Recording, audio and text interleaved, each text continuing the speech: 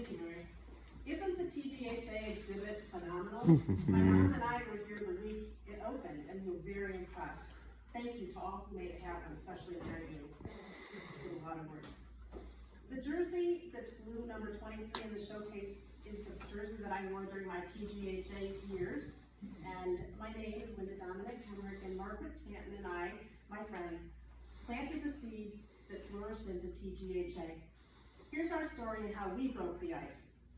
Margaret and I had a great childhood growing up in Ithaca, and we're both daughters of professors in the ag school.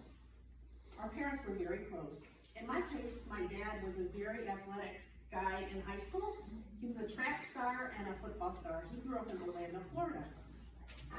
He came to Cornell to teach in the 50s, met my mom, Emily, got married, and had 4 girls. I'm sure he would have loved a son, but it didn't happen.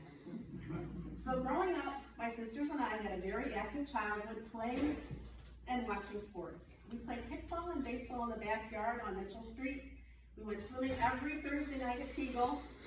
My sisters swam competitively. We played Cinderella softball, skied at Greek Peak. On Sunday afternoons, we walked to Lina from Bell Sherman with the other neighborhood kids for free skating. I took figure skating lessons from Joy Barr and loved figure skating. At that time, Lina was the only rink in town, so everybody who wanted to skate went to Lina. Our parents enjoyed supporting the Cornell athletes and attended many home games. They took us along. We as kids sat in the end zone at the football games while our parents sat on the 50-yard line. I'm not sure how much of the game we saw, but we had a lot of fun with our friends. Another popular sport was men's ice hockey. Margaret and I were big men's ice hockey fans.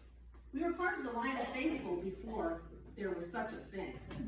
In those days, we enjoyed the pep band, the cowbell, the air horn that Ozzy blew, and watching the game.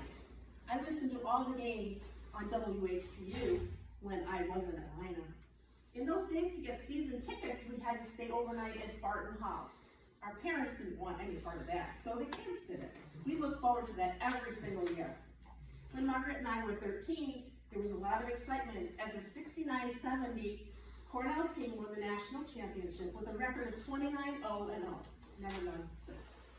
Hockey was hot at Cornell. One of the captains of the team was Dick Bertrand. My dad was his advisor in the ag school. Before he graduated from Cornell, he was appointed the head coach of the team after Ned Harkness left.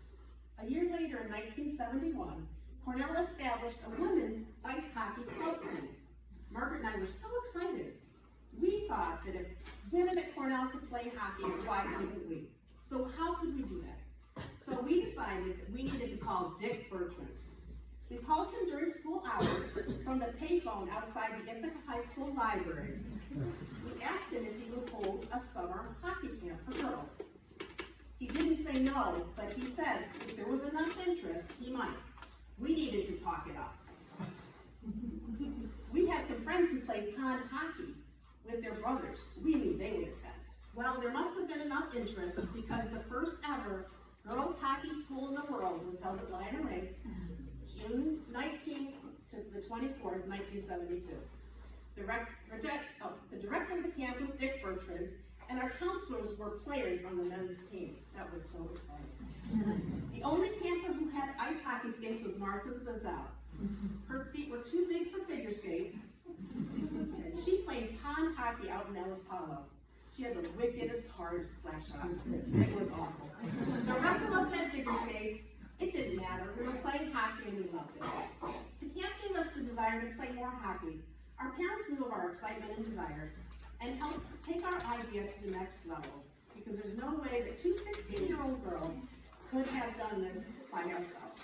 A lot of planning and meetings took place in the early fall of '72. Margaret and I put up posters at Boynton and DeWitt Junior High, as well as the high school. We hoped there would be enough interest. There was. 86 girls signed up. 4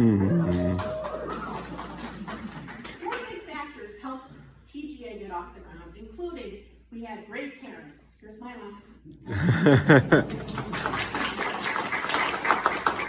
Secondly, Title IX was enacted on June 23rd, 1972.